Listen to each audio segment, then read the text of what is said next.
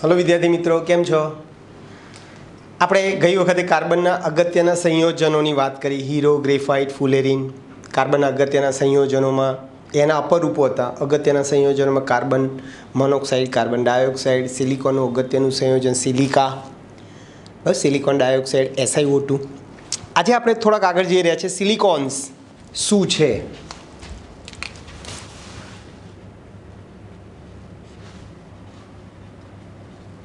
સિલિકોન્સ આ એક એકચ્યુઅલી સંશ્લેષિત બહુલક પદાર્થ છે, પોલિમર પદાર્થ છે. બહુલક એટલે તે સંશ્લેષિત અથવા તો બહુલક પદાર્થ છે જેમાં R2SiO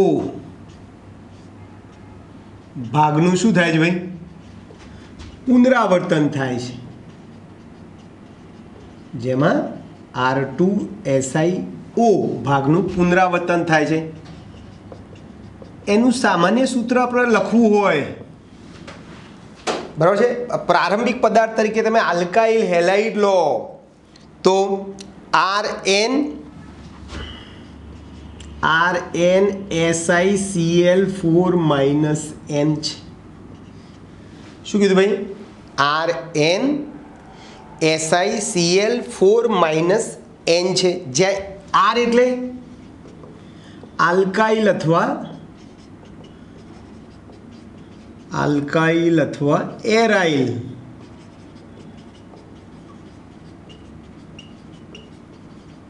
સમૂહ છે.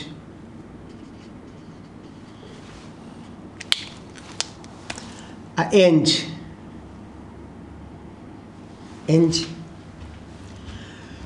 ચાલો, એની બનાવટની વાત કરવી હોય તો શું કરીશું ભાઈ આપણે? તો કે ભાઈ મિથાઇલ ક્લોરાઇડ લઈશું. 2 મોલ મિથાઇલ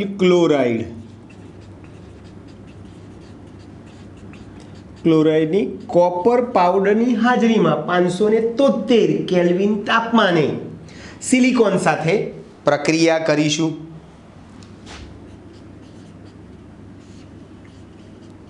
કોપર પાવડરની હાજરીમાં 573 કેલ્વિન તાપમાને સિલિકોન સાથે આપણે પ્રક્રિયા કરીએ તો શું થશે ભાઈ? CH3 twice 2 CH3 Si 2 Cl, CH3 twice SiCl2 બની ગયું.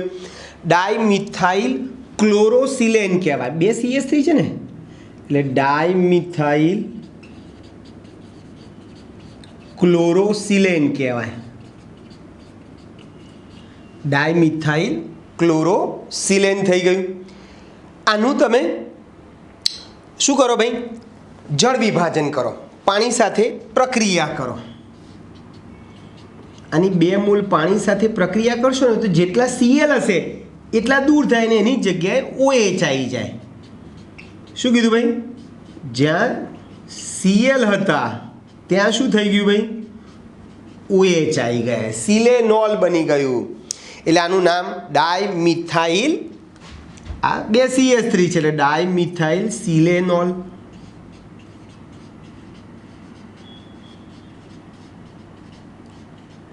સિલેનોલ આલ્કોહોલ છે, સિલેનોલ બની ગયું. બરાબર છે ભાઈ. હવે આવા આ ડાયમિથાઇલ સિલેનોલના અસંખ્ય અણુઓ શું થાય ભાઈ? ભેગા થાય. બરાબર, આ રીતે જો આને હું આમ લખું છું. Si 2 CH3 છે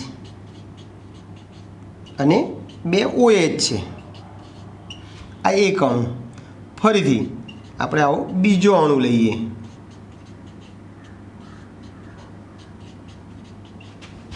આનું પોલિમરાઇઝેશન કરીએ. બરાબર છે ભાઈ. તો સંઘનન પોલિમરાઇઝેશન કરવાથી શું થશે ભાઈ? પાણીનો અણુ દૂર થશે. સંઘનન પોલિમરાઇઝેશન પ્રક્રિયા તમે કરશો તો અહીંયાથી પાણીનો અણુ આ દૂર થઈ ગયો. ચાલો વધી ઘટ્યું એમને એમ લખી દઈએ ભાઈ. તો શું થાય? OH સિલિકોન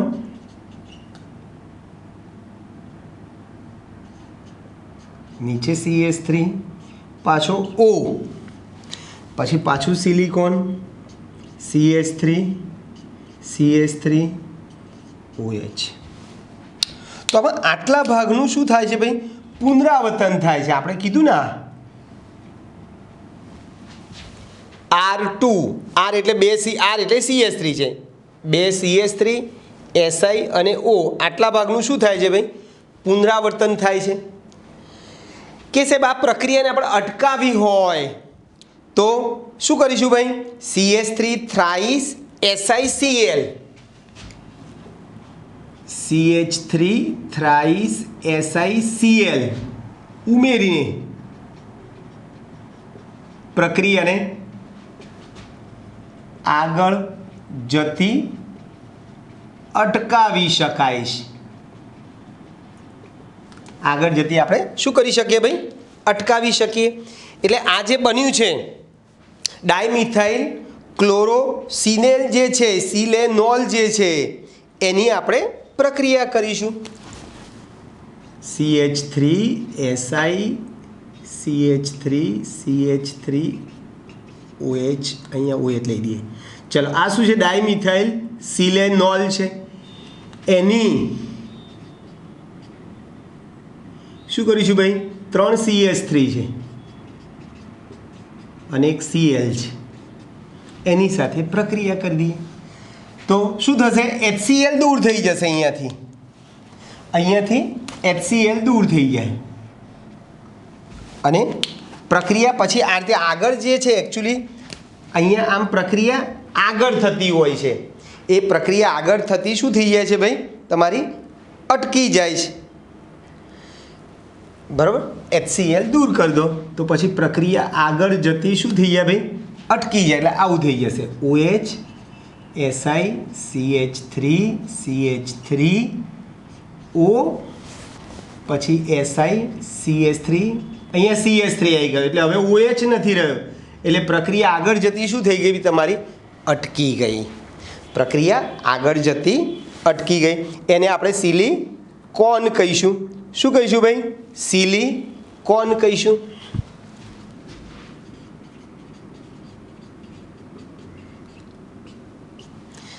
અને સિલિકોન્સ કહીશું.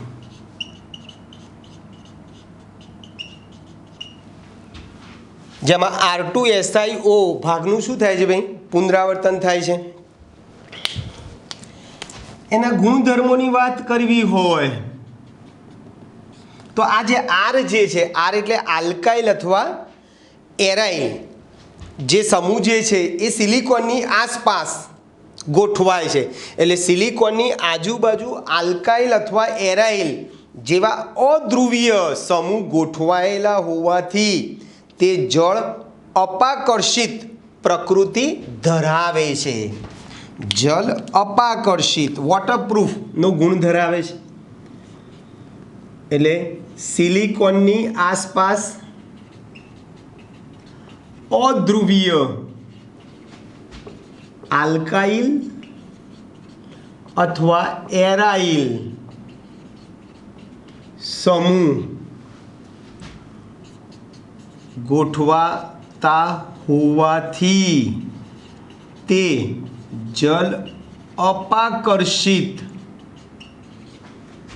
પ્રકૃતિ ધરાવે છે. બરાબર છે? ટૂંકમાં આ જે સિલિકોન્સ જે છે એને પાણી માટે આકર્ષણથી અપાકર્ષા છે. વોટરપ્રૂફિંગ જેને આપણે કહેવું હોય તો કહી શકીએ. પછી તેઓ ઊંચી ઉષ્મીય સ્થાયિતા, ઊંચો પરાવૈદ્યુત પ્રબળતા તથા રસાયણો અને ઓક્સિડેશન પ્રક્રિયાઓ પ્રત્યે પ્રતિક્રિયાત્મકતા દર્શાવે છે. બરાબર છે? ઊંચી ઉષ્મીય સ્થાયિતા, ઊંચી ઉષ્મીય સ્થાયિતા અને ઊંચો પરાવૈદ્યુત પ્રબળતા ને લીધે તેઓ ની પ્રતિક્રિયાત્મકતા કેવી છે ભાઈ? ઓછી છે. તેઓની પ્રતિક્રિયાત્મકતા ઓછી છે એટલે કોઈની સાથે ઝડપથી પ્રક્રિયા કરી શકતો નથી. બરાબર છે? પ્રક્રિયા કરી શકે નહીં. બરાબર, ઓક્સિડેશન એનું થાય નહીં. એનો ઉપયોગ આપણે ક્યાં કરીશું ભાઈ?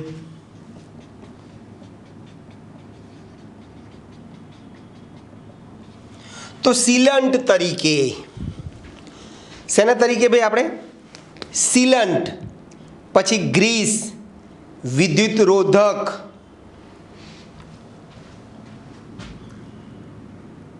સીલન્ટ, ગ્રીસ, વિદ્યુત રોધક છે. તે કપડાં અને ઘડિયાળને વોટરપ્રૂફ કરવા વપરાય છે. પછી શારીરિક સીવણની સામગ્રીમાં શલ્યારોપણ, જેને કહેવાય શલ્યરૂપણ,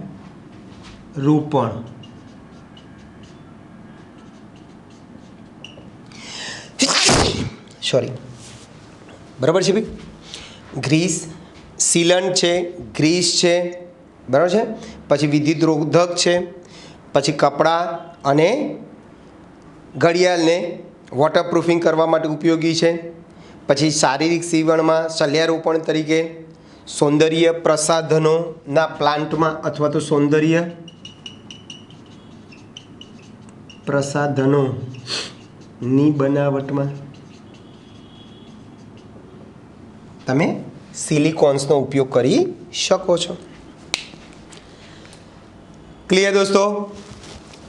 તો આ કોયડો 11.8 એ જ છે કે હકીકતમાં સિલિકોન શું છે ભાઈ?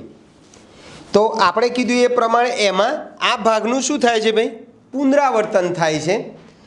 અને સિલિકોનની આજુબાજુ આલ્કાઇલ અથવા એરાઇલ ચકેડા જેવા સમૂહ, અધ્રુવીય સમૂહ ગોઠવાતા હોવાથી એ પાણી પ્રત્યે જલ અપાકર્ષિત છે. કોયડો તમારો 11.8 છે.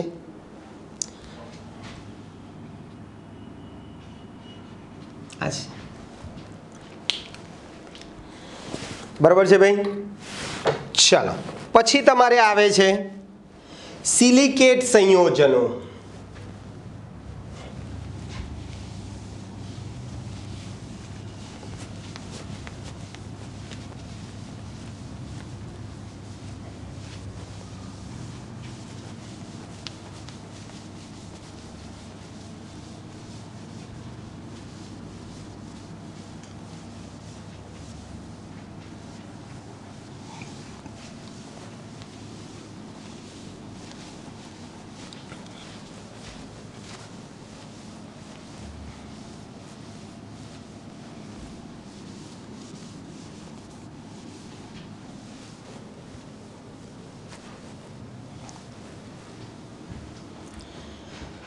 ચલો ભાઈ, સિલિકેટ સંયોજનો.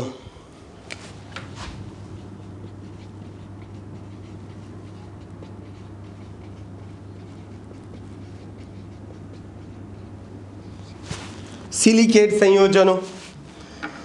ચલો, તો કુદરતમાં મોટી માત્રામાં સિલિકેટ ખનિજો મળી આવે છે.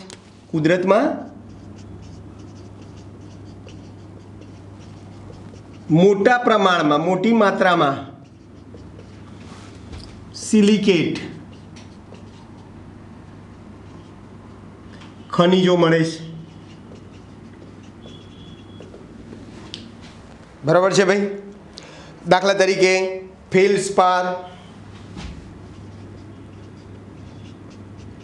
ફેલ્ડસ્પાર, છે, બરાબર. પછી જીઓલાઇટ,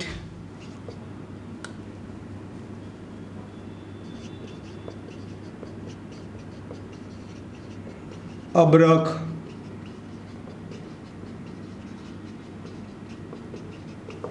માઇકા વગેરે. અબરખેરે આમ તો એકચ્યુઅલી માઇકા જ થાય. એસ્બેસ્ટોસ,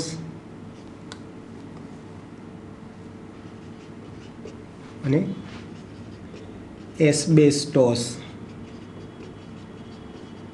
આ બધી સિલિકેટની ખનિજો છે ભાઈ. બરાબર છે. કઈ ચાર કીધી? ફેલ્ડસ્પાર, જીઓલાઇટ, માઇકા અને એસ્બેસ્ટોસ છે. ચલો, આ સિલિકેટનો પાયાનો એકમ, સિલિકેટનો પાયાનો એકમ શું છે ભાઈ? તો કે ભાઈ SiO4 છે. યાદ રાખજો, SiO4 છે. જેમાં સિલિકોનની આજુબાજુ 4 ઓક્સિજન પરમાણુઓ સહસંયોજક બંધથી સમચતુષ્ફલકીય રીતે ગોઠવાયેલા હોય છે. જેમાં પ્રત્યેક સિલિકોનની આસપાસ 4 ઓક્સિજન પરમાણુ સમચતુષ્ફલકીય રીતે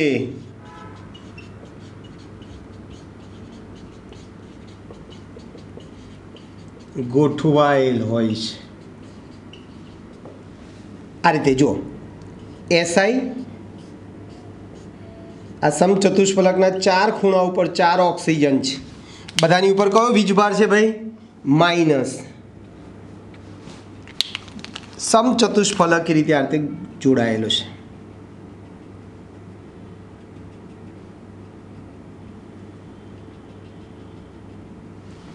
આ રીતે સમચતુષ્ફલકીય રીતે જોડાયેલો છે.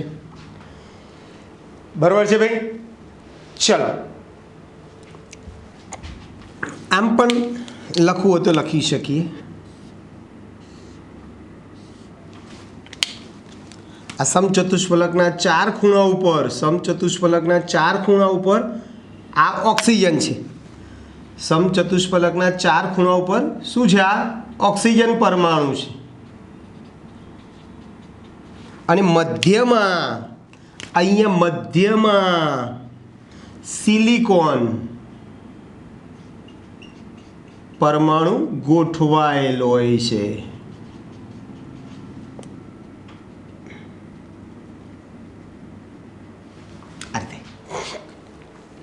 બરાબર છે? એટલે આ SiO4 આયનનું આમાં શું થાય છે ભાઈ? પુનરાવર્તન થાય છે. બરાબર છે? આ ઓક્સિજન ઉપર કયો વીજભાર છે? માઇનસ તો છે જ. બરાબર છે? આનું શું થાય છે? SiO4 સિલિકેટ, આ બધી ખનિજો જે છે એમાં આ SiO4 આયનનું શું થાય છે ભાઈ? પુનરાવર્તન થાય છે. આ એકમનું નિરૂપણ છે. બંને એકનું એક જ છે. ક્લિયર ભાઈ? હવે આ સિલિકેટ સંયોજનોમાં વિભિન્ન એકમો હોય છે. સિલિકેટ સંયોજનોમાં વિભિન્ન એકમો હોય છે. કેવી રીતે ભાઈ? તો આવા જે એકમો જે છે એ સિલિકેટ એકમ દીઠ, બરાબર, આવા અનેક એકમો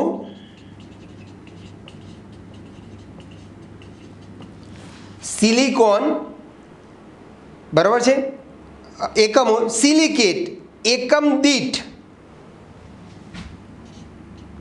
સિલિકેટ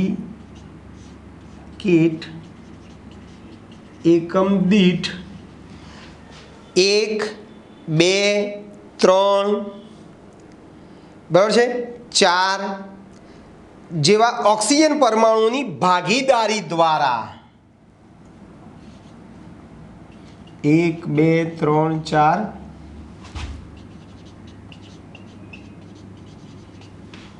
ઓક્સિજન પરમાણુની ભાગીદારી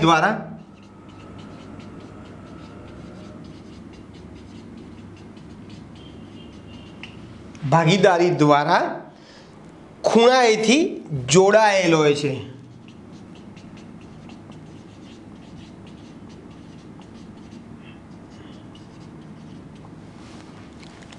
જો આ રીતે આ એક SiO4 -4 આયન છે,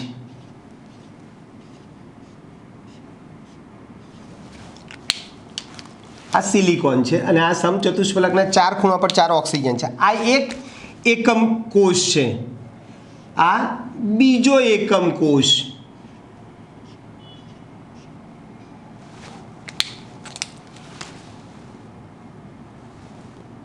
તો અહીંયા આ એક ઓક્સિજન કોમન છે, આ બે SiO4 -4 ને આ એક ઓક્સિજન કોમન રીતે જોડે છે. આ Si2O7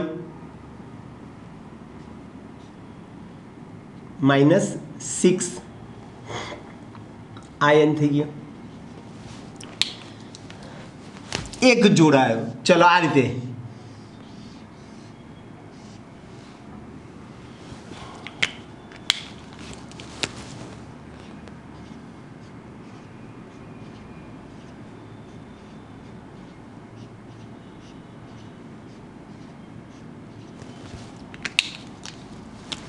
અહીંયા સિલિકોન છે.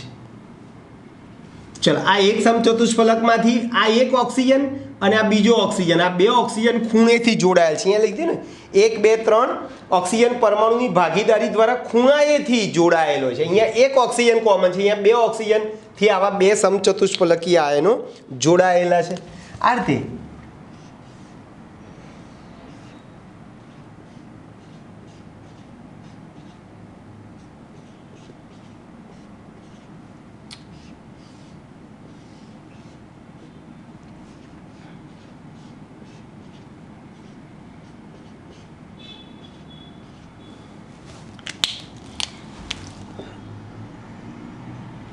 અહીંયા સિલિકોન છે.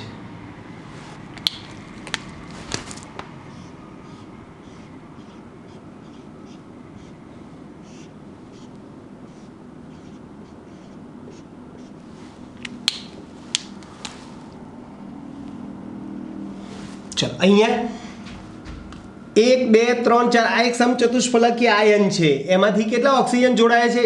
1 અને 2 કોમન જોડાયેલા છે. આ રીતે 3 પણ જોડાય, 4 પણ ઓક્સિજન પરમાણુઓ શું થાય છે ભાઈ? જોડાય છે. બરાબર છે.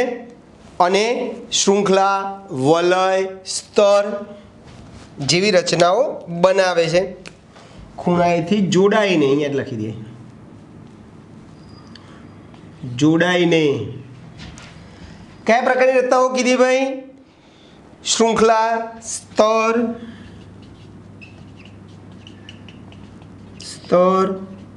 વલય,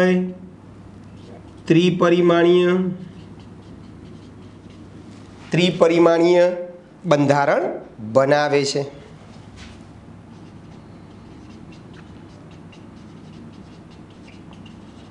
આવા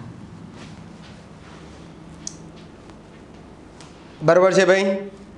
હવે આ જે સિલિકેટ બંધારણ પરનો જે ઋણભાર જે છે એ કોના દ્વારા સમતોલિત થાય? તો કે ભાઈ ધાતુ આયનના ધન આયન વડે. સિલિકેટ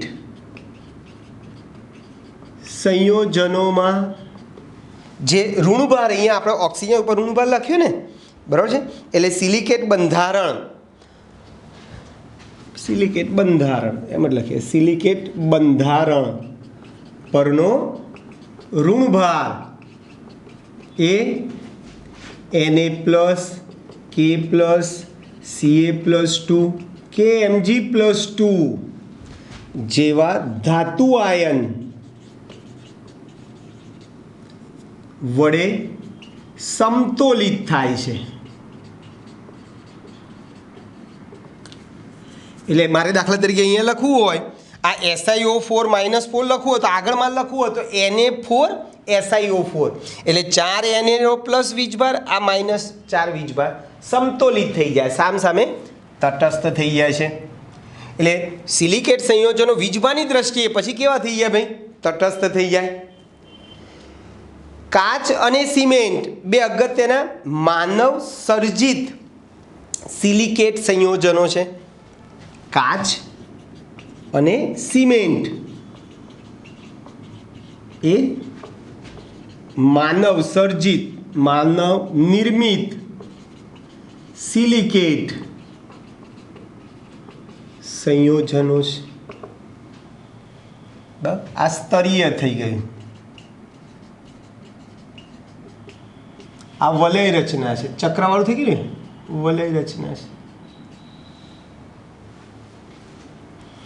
તો આ રીતે સિલિકેટ સંયોજનોમાં જે ઋણભાર હોય છે, એ ઋણભાર એની સાથે જે ધાતુના ધન આયનો જે છે Na+K+ કે Ca+2 કે Mg+2 દ્વારા શું થાય છે ભાઈ? સમતોલિત થઈ જાય છે. ચલો પછી સિલિકેટ જીઓલાઇટ સંયોજનો.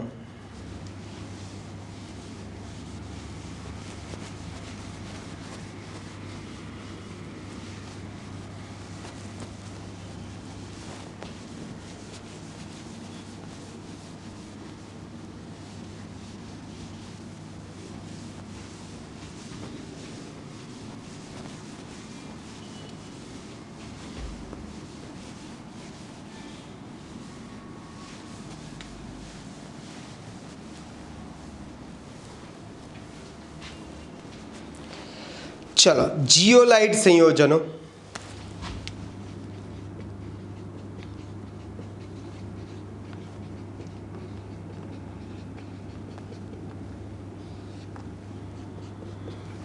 જીઓલાઇટ સંયોજનો.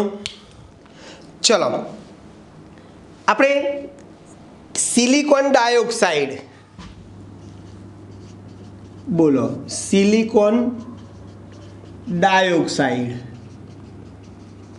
એટલે SiO2 માં જે સિલિકોન પરમાણુ જે છે આ બધા ત્રિપરિમાણીય રચનામાં કોણ ગોઠવાયેલું હોય ભાઈ? સિલિકોન. એનું વિસ્થાપન કોના દ્વારા કરીએ આપણે? એલ્યુમિનિયમ દ્વારા કરીએ. એટલે સિલિકોન ડાયોક્સાઇડ ની ત્રિપરિમાણીય રચના માંથી કેટલાક સિલિકોન પરમાણુનું વિસ્થાપન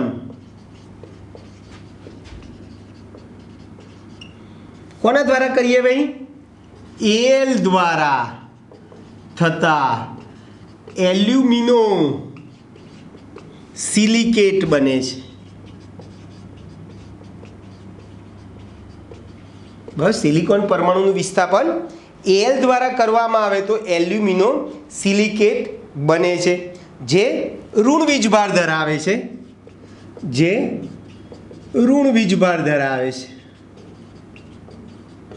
અને બોલો આ ઋણ વીજભારને તટસ્થ કરવા માટે, સમતોલિત કરવા માટે આપણે કીધું એ પ્રમાણે આગળ Na+K+Ca+2 Mg+2 જેવા ધાતુ આયનો એની સાથે જોડાયેલા હોય છે, ઋણ વીજભાર ધરાવે છે, જેને તટસ્થ કરવા માટે, એ વીજભારને તટસ્થ કરવા માટે તેની સાથે Na+K+Ca+2 કે Mg+2 જેવા ધાતુ આયનો જોડાયેલ હોય છે. ક્લિયર દોસ્તો? હવે આના ઉદાહરણમાં ફેલ્ડસ્પાર અને જીઓલાઇટ છે. દાખલા તરીકે ફેલ્ડસ્પાર અને જીઓલાઇટ. ફેલ્ડસ્પાર અને જીઓલાઇટ છે.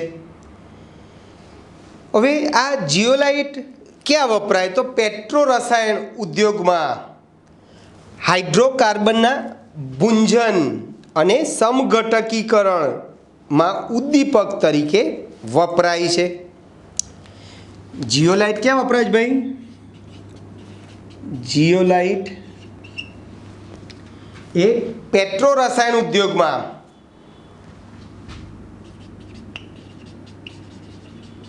જેનો પેટ્રો રસાયણ ઉદ્યોગોમાં ભૂંજન જેવી પ્રક્રિયાઓ કરવા માટે, બરાબર છે? કોનું ભાઈ? હાઇડ્રોકાર્બનના ભૂંજનમાં હાઇડ્રોકાર્બનના ગુંજન તથા સમઘટકી કરણમાં ઉદ્દીપક તરીકે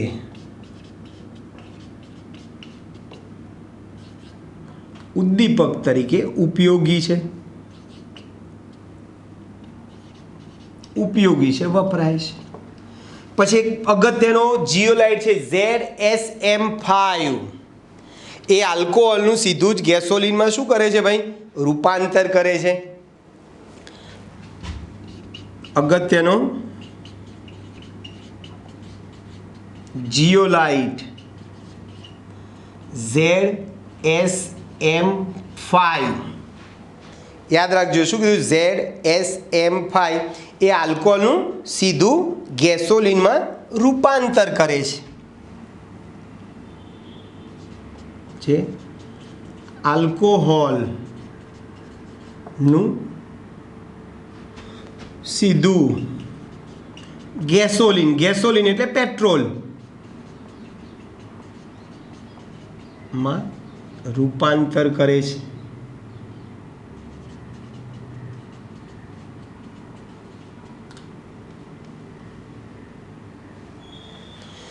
અને એ જ પ્રમાણે જળયુક્ત જીઓલાઇટ સંયોજનો કઠિન પાણીને નરમ બનાવવા માટે આયન વિનિમય રેઝિન તરીકે આપણે ઉપયોગ કરીએ છીએ. બરાબર છે? જળયુક્ત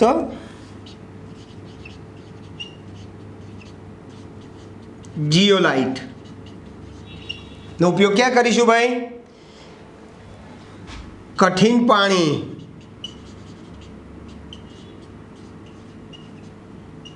પાણીને નરમ બનાવવા માટે આયન કરતા વિનિમય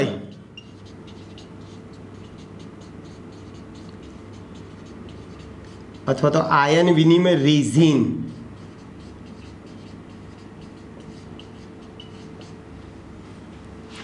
આયન કરતા વિનિમય તરીકે વપરાય છે.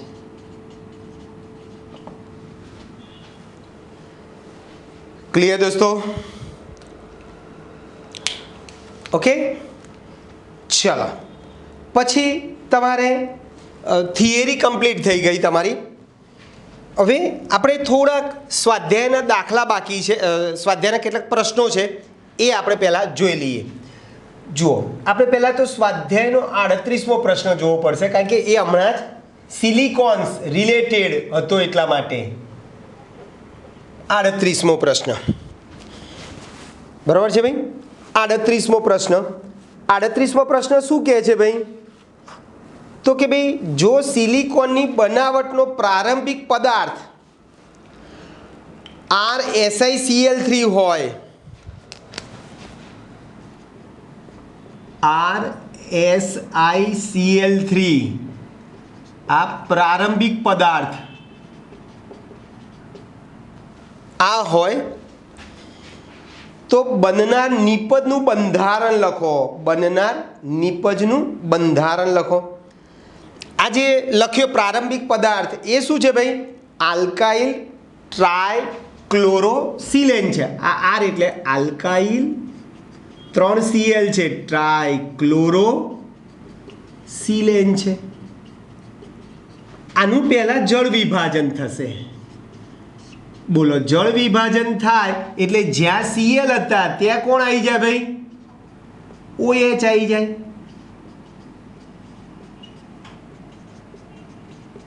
બરાબર છે? સિલેનોલ બની ગયું, આલ્કોહોલ બની ગયું ભાઈ.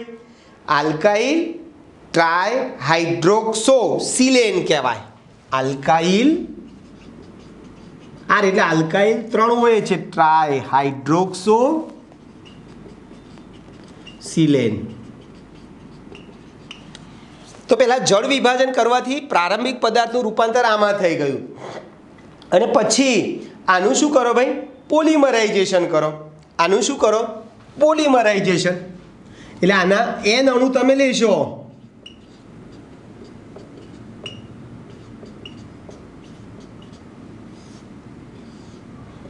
એને એન અણુ લઈએ, પોલિમરાઇઝેશન આપણે કરીએ તો આપણે આગળ બંધારણ દોર્યું છે એ પ્રમાણે જ સિલિકોન અહીંયા આર આવશે, ઓ સિલિકોન આર આવશે, બરાબર છે. ઓ સિલિકોન આર, ઓ સિલિકોન આર, અહીંયા બે સિલિકોન વચ્ચે ઓ આવે.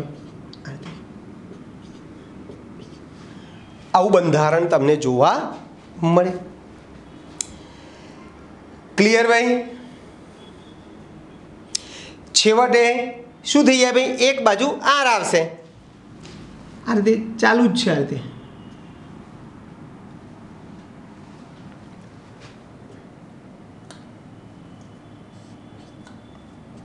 તો આવું બંધારણ તમારું બને. બરાબર છે ભાઈ? ચાલો, ક્લિયર? તો આપણે સ્વાધ્યાયના પ્રશ્નો પહેલાં આપણે જોઈ લઈએ. સ્વાધ્યાયનો 30થી શરૂ કરીને 38 સુધીના પહેલાં આ લેક્ચરમાં જોઈ લઈએ. બધા એમસીક્યુની જ છે. આ 38મો જોઈ લો.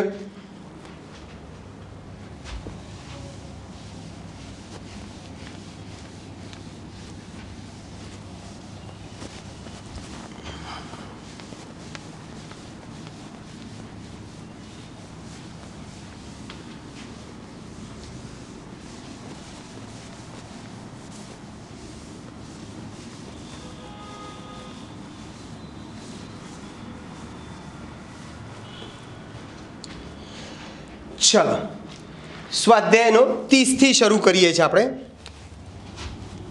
સ્વાધ્યાયના 11.30થી 11.38 સુધીના પ્રશ્નોના જવાબો.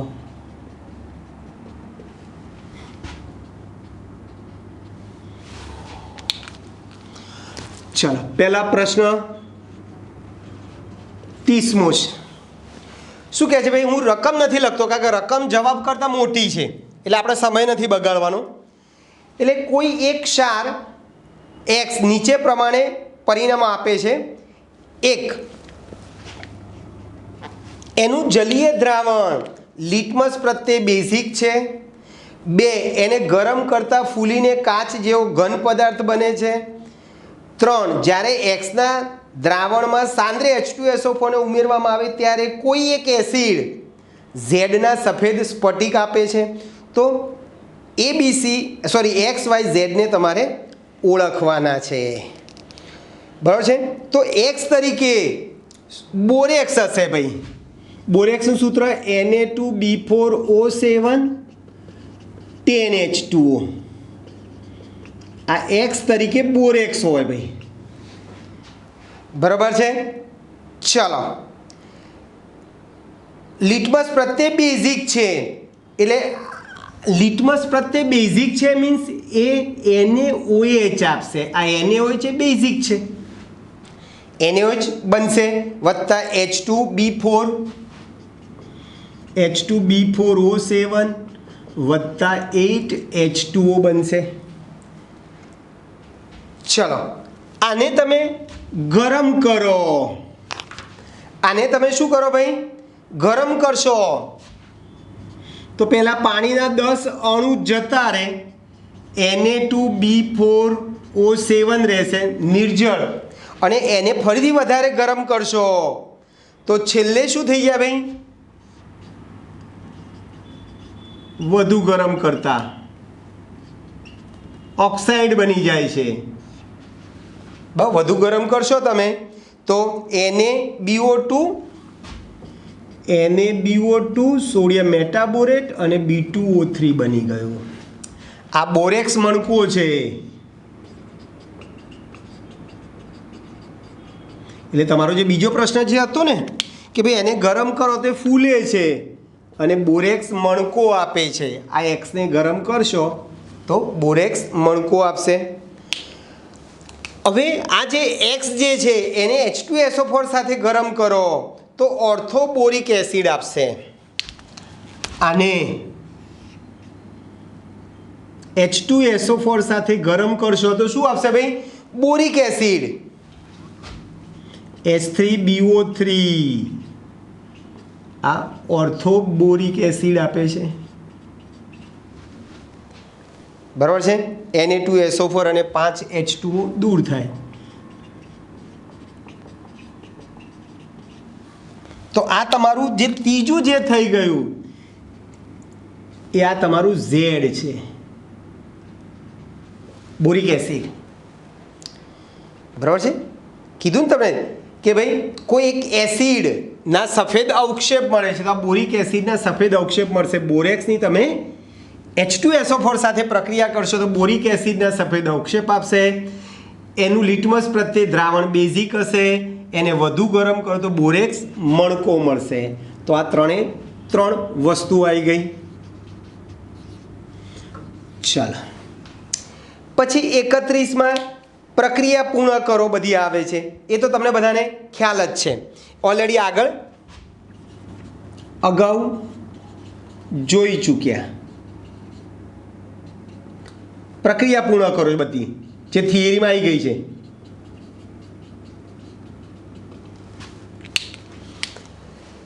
બરોબર છે ભાઈ.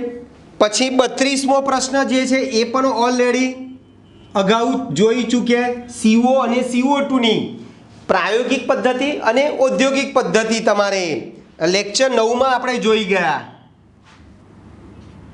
લેક્ચર 9માં બનાવટ છે, CO અને CO2ની બનાવટો હતી ભાઈ. બરોબર છે. પછી તમારે બધા MCQ આવે છે, બધા આ MCQ છે.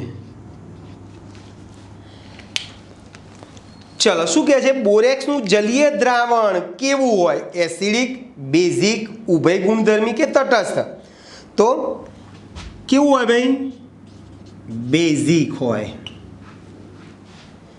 બરાબર છે. બોરેક્સ લખ્યું ને, બોરેક્સનું જલીય દ્રાવણ બોલે એને હોય છે, આ પ્રબળ બેઝ છે, એટલે એમોનિયાનું જલીય દ્રાવણ કેવું હોય ભાઈ? બેઝિક હોય. ચલો પછી બોરિક એસિડ પોલિમર હોવાનું કારણ, ઓપ્શન એ છે તેઓ એસિડિક સ્વભાવ ધરાવે, તેનો એક બેઝિક સ્વભાવ, હાઇડ્રોજન બંધની હાજરી અને તેની ભૂમિતિ. તો પોલિમર હોવા માટે એમાં હાઇડ્રોજન બંધની હાજરી જરૂરી છે ભાઈ, એટલે તમારો ઓપ્શન એમાં આવશે બી, હાઇડ્રોજન બંધની હાજરી. પછી 35 ડાયબોરેનમાં બોરોનના સંકરણનો પ્રકાર બોલો. ડાયબોરેન B2H6 માં બોરોનમાં કયું સંકરણ હતું ભાઈ? sp3 સંકરણ હોય ભાઈ. ડાયબોરેન એટલે ખબર B2H6 માં બી જે છે કયા સંકરણમાં જ ભાઈ? sp3 સંકરણમાં છે. ચલો ભાઈ. પછી ઉષ્માગતિશાસ્ત્ર મુજબ કાર્બનનું કયું સ્વરૂપ સૌથી સ્થાયી હશે? તો ખબર છે ને, ગ્રેફાઇટ. કાર્બનના હીરો ગ્રેફાઇટ ફુલેરીનમાં સૌથી વધુ સ્થાયી, ઉષ્મીય દ્રષ્ટિએ વધુ સ્થાયી કોણ છે ભાઈ? ગ્રેફાઇટ છે. ને પરિણામે એના માટે ડેલ્ટા FH નું મૂલ્ય કેટલું લેતા હતા ભાઈ? 0 લેતા હતા. બરાબર છે. એટલે એમાં ગ્રેફાઇટ આવે. પછી 37મો પ્રશ્ન. 37મો પ્રશ્ન શું કહે છે ભાઈ? કે સમૂહ 14ના તત્વો માત્ર +4 ઓક્સિડેશન અવસ્થા દર્શાવે, +2 અને +4 દર્શાવે, M+4 M- આયન બતાવે, M+2 ને M+4 આયનો બતાવે. તો કયું વાક્ય સાચું છે? તો સમૂહ 14ના તત્વો જે છે એ 2 ઓક્સિડેશન અવસ્થાઓ દર્શાવે, +2 અને +4. +2 અને +4 ઓક્સિડેશન અવસ્થાઓ દર્શાવે. સમૂહ 14ના જે તત્વો જે છે એ +2 અને +4 ઓક્સિડેશન અવસ્થાઓ દર્શાવે છે. ક્લિયર ભાઈ? ચલો પછી 28મો પ્રશ્ન છે.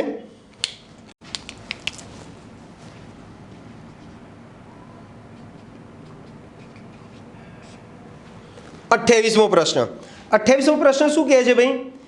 એ જ પ્રમાણે છે, જોજો. જ્યારે ધાતુ Xની સોડિયમ હાઇડ્રોક્સાઇડ સાથે પ્રક્રિયા કરવામાં આવે છે ત્યારે સફેદ અવક્ષેપ મળે છે. એ જે છે એ વધુ NaOHમાં દ્રાવ્ય થઈ સંકીર્ણ B બનાવે છે. બરાબર? ચલો, પછી સંયોજન એ મંદ HClમાં દ્રાવ્ય થઈ C બનાવે છે. સંયોજન એને સખત ગરમ કરવામાં આવે છે ત્યારે D બને છે. આ D જે છે ધાતુ નિષ્કર્ષણમાં વપરાય છે. તો X, A, B, C અને D ઓળખો અને એના સમીકરણ લખો. ચલો ભાઈ, તો હું માનું છું X તરીકે તમારે Al હશે. આની હું 3 મોલ NaOH સાથે પ્રક્રિયા કરું ને ભાઈ, તો મને AlOH થ્રાઈસ ના સફેદ અવક્ષેપ મળે. જો તમે પહેલું જ વાક્ય કીધું છે, Xની NaOH સાથે પ્રક્રિયા કરો ત્યારે સફેદ અવક્ષેપ મળે છે. સફેદ અવક્ષેપ કોના મળ્યા ભાઈ? એના. આ એ. હવે શું કહે છે ભાઈ? આની વધુ પ્રમાણમાં NaOH સાથે પ્રક્રિયા કરવામાં આવે તો શું બને?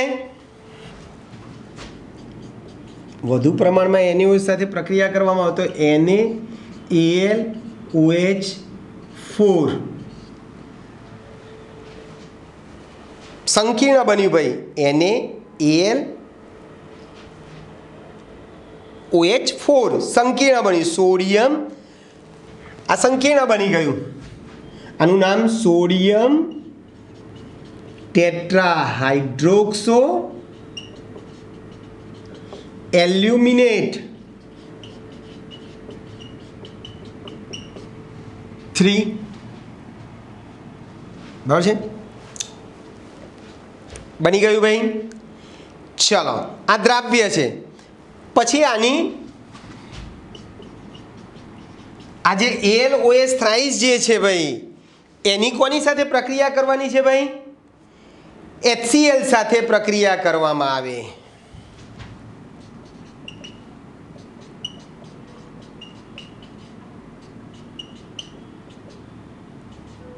HCl સાથે પ્રક્રિયા કરવામાં તો AlCl3 વત્તા 3H2O બની જાય. બરાબર છે? C મળ્યો. આ પણ દ્રાવ્ય છે.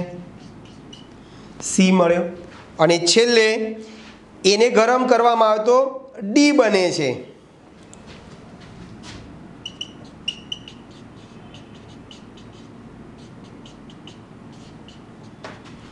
Al2O3 વત્તા 3H2. આ જે D જે છે એનો ઉપયોગ આપણે ક્યાં કરીએ છીએ ભાઈ? ધાતુ નિષ્કર્ષણમાં વપરાય છે. આ જે ધાતુ નિષ્કર્ષણમાં વપરાય છે. આ પદાર્થ ધાતુ નિષ્કર્ષણમાં વપરાય છે. તો ક્લિયર ભાઈ? તો X તરીકે આપણે Al આવશે, A તરીકે AlOH થ્રાઈસ, B તરીકે આપણને સોડિયમ ટેટ્રાહાઇડ્રોક્સો એલ્યુમિનેટ મળશે, C તરીકે આપણને AlCl3 મળશે અને D તરીકે Al2O3 મળશે. તો તમે આ રીતે પ્રશ્નો બધા સોલ્વ કરવા તો કરી શકો છો. હજુ આપણે શરૂઆતના જે બધા પ્રશ્નો જે છે 1 થી 28 સુધીના, એની પણ આપણે આવતા લેક્ચરમાં ચર્ચા કરીશું. ઓકે દોસ્તો, તો અહીં સુધી આપણે રાખીએ છીએ, બાકીનું નેક્સ્ટ ટાઈમ. ઓકે, મળીએ, બાય.